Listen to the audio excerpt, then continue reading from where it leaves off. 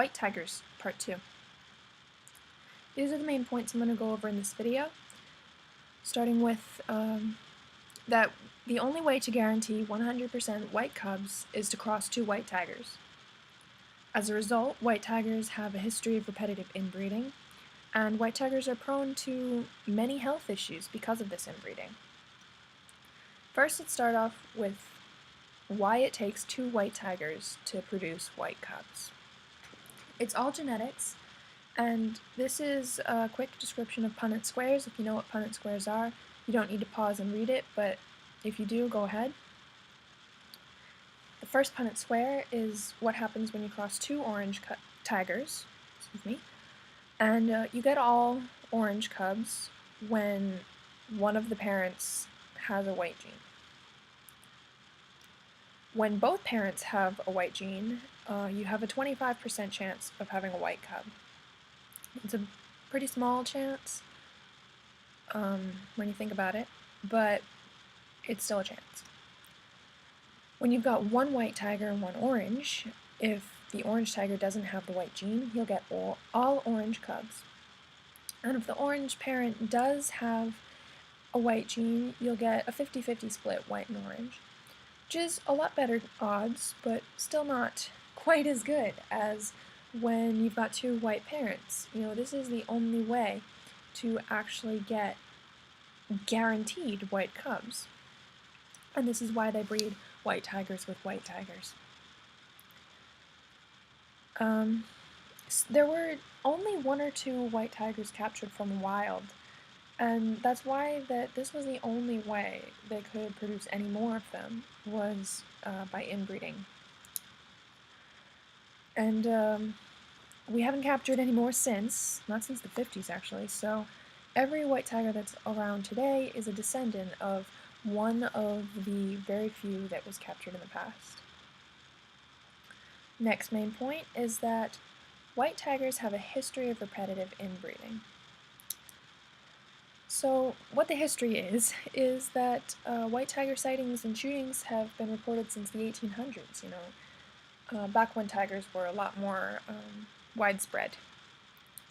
One of the first white cubs captured from the wild was named Mohan. That was in the 50s. And other white tigers had been captured, but they don't have descendants because they were probably not captured alive, but most likely hunted for their skin. The white tigers alive today are all severely inbred, and Mohan's family tree is a good example of this inbreeding. And just keep in mind that it's not isolated to Mohan's family tree. This is something that goes on in every tiger's family tree. Mohan's is just one example, and it's actually the most famous example. Mohan was first bred to a normal orange female named Begum. After he grew up, he was captured as a cub, of course, but Begum did not carry the white gene. At that time, no captive tigers carried the white gene. It was the first time this had really been brought into captivity. So, if you remember those Punnett squares, this produced all orange cubs. They just had the wrong combination. So, in order to try and get this white gene and get some more white tiger cubs, Mohan was bred to one of his daughters, Radha, and this is probably the decision that started it all, the decision to breed him to his daughter. They did have white cubs in captivity. It was the first white cubs in captivity ever. And then immediately afterwards, Mohan was bred with one of the white females. So you've got the white and white already, and they produced white cubs from then on. So now here's my illustration of the story you just heard. This is Mohan and Begum. They had all orange cubs, and the ones that I want you to focus on are Samson and Radha, because they come up later. I unfortunately do not know what happened to Sultan and Vindhya. So this is Mohan and Radha's litter.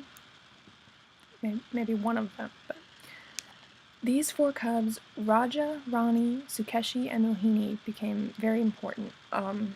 Raja and Rani were made to be a breeding pair, and their names are kind of cool, Raja and Rani.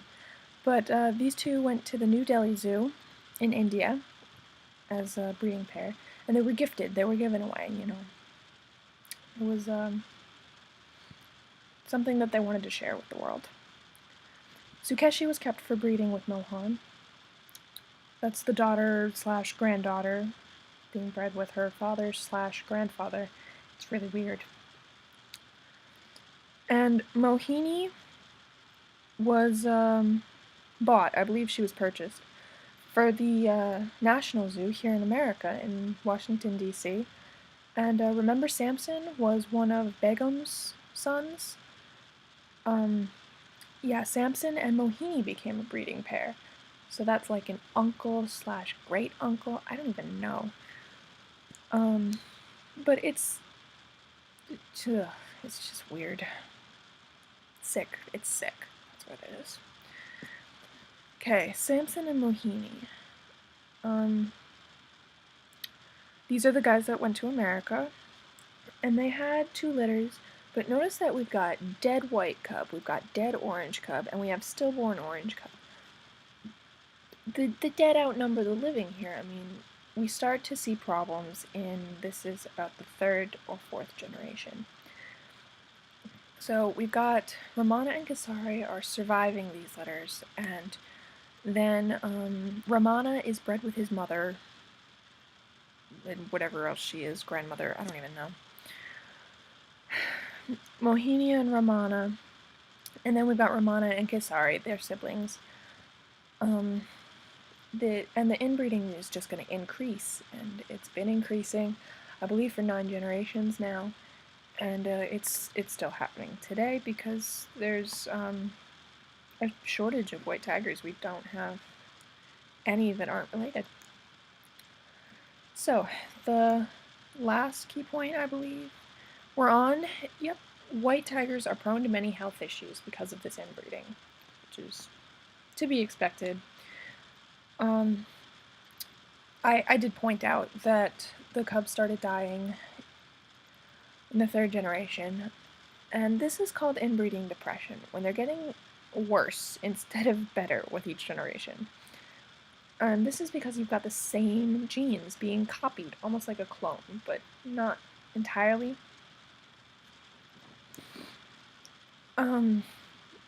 This, as a population, they're losing fitness, healthiness just all together combined.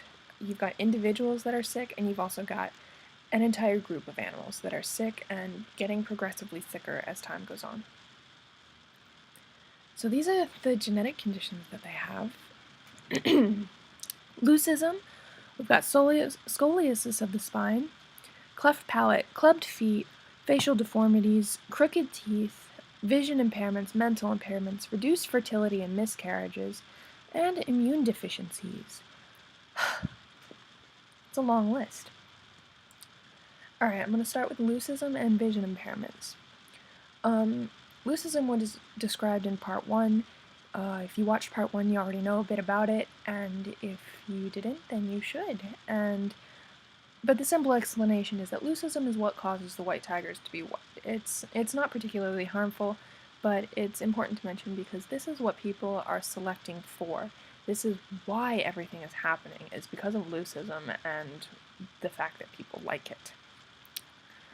The vision impairments, there's actually a long list just of vision impairments that they get. I didn't mention them all. I mentioned 2. The crossed eyes is the biggest problem, and then the light sensitivity is another can't think of the word. It's an important one as well. And these vision impairments are genetically linked to leucism, which means that they go together as a pair. They're kind of like attached to the hip. Genetically speaking, the genes are very close to each other, and one tends to drag the other one along with it. So, directly, we are selecting for leucism, but indirectly, we're also selecting for crossed eyes. And a lot of tigers will not show the crossed eyes as much. Their eyes look perfectly normal. You would never know unless you knew that their vision is actually crossed, even though it looks normal. So, Yes, these are the two that have nothing to do with inbreeding. Mentioned that. All white tigers have them. All white tigers have vision problems. There's just no way around it. Because they're white, they have a hard time seeing. That's simple. And the light sensitivity means that they don't like camera flashes. So every time someone wants to take their picture with them, I highly doubt anyone's removing the flash because nobody knows about this. So their eyes end up getting a little annoyed. But I guess they learn to live with it. And they do learn to live with it, but before they do, they usually bump into stuff. They have a hard time seeing, they have a hard time getting around. They can't see as well. And when they get older, they do learn to cope. They learn a few mechanisms to get by, and they also learn to depend on their handlers, their trainers. They learn, hey, this person is leading me, he's guiding me, he's giving me orders, he's telling me what to do. And when I do it, I get rewarded, they're being trained. So they're learning to be dependent on people, they're learning to be dependent on trainers, and that's really good for the trainer because it means that they're less likely to attack him, probably. So, it's one thing that they actually like to have in them, although if they look like these pictures, they're just not going to sell. These two are too deformed. Scoliosis is a crooked spine. It looks pretty disgusting in people. I couldn't actually find a picture of a tiger with it because they don't live. Simple as that. Any tigers that get this die. So cleft palates, cleft palates means a deformed palate. And if you don't know what a palate is, it's the separation between your nose and your mouth. It's the roof of your mouth, basically. And if you've got a hole in it, then anything you eat or drink, tiger cubs are nursing, that milk goes down into their nose and down their windpipe, and this can cause them to drown or choke or not want to nurse, not be able to nurse, things like that. It can be fixed. It costs tremendous amounts of money to have the surgery to fix it. The surgery isn't guaranteed. It's very risky surgery. And we just don't do it on animals because of that. Oh, Kenny. I like Kenny. I miss Kenny. Kenny was rescued by Turpentine Creek Wildlife Refuge in 1999. Kudos to them. They also rescued his mother and his brother. Wow. His parents were both white tigers, and they were siblings. Let's see, he was rescued in 99, so this is about 40 some odd years after Mohan that we've still got siblings being crossed. And it still happens today in the 21st century. Yeah, it still happens. But anyway, Kenny suffered from facial deformities, obviously, and he had crooked teeth. He couldn't actually close his mouth entirely. Vision impairments, of course, Down syndrome, some kind of mental challenge. It's not 100% known that it was Down syndrome, but might as well have been. And cancer. He died from the cancer in 2008, so he lived about 9 years, and he was incredibly lucky that he survived to adulthood. I don't think I know of any other deformed tigers surviving. I certainly couldn't find one anyways. Mortality rate. This is the statistics as far as how many animals are dying, and at birth, or like the day they're born, soon after birth, we've got anywhere between 70 and 80% of white tigers dying at that point. Today. This is a big difference from Mohan's day, so I can only infer that it's increasing. I don't know that for sure. Slowly but surely. Wouldn't surprise me. And we know why they're dying. They've got crooked spines, they've got holes in their mouth and nose, they've got vision problems, they can't see. Alright, that won't cause them to die, but still, they have a lot of health problems. And this thing about their mothers killing them is that the mothers kill weak cubs. In the wild, this is a super awesome survival strategy to ensure that the healthy cubs do survive. So that's why they do it. And it means that the mothers have determined these cubs are not healthy. There's something wrong with them, and they are going to die if they were in the wild. Which is another reason not to release them into the wild, but that's a different topic. In the white tiger breeding business, this is important. Any other surviving deformed tigers are considered throwaway tigers. They cannot be sold, they cannot be displayed, or anything like that, so they kill them. And to recap, the only way to get white cubs is to cross two white cubs. Sorry, I'm rushing, I'm running out of time here. White tigers have a history of repetitive inbreeding, and white tigers are prone to many health issues because of this inbreeding. So thanks so much for watching. Go see part 3, go see part 1 if you haven't. Go to animalethicsri.weebly.com for more information, and like the Facebook page.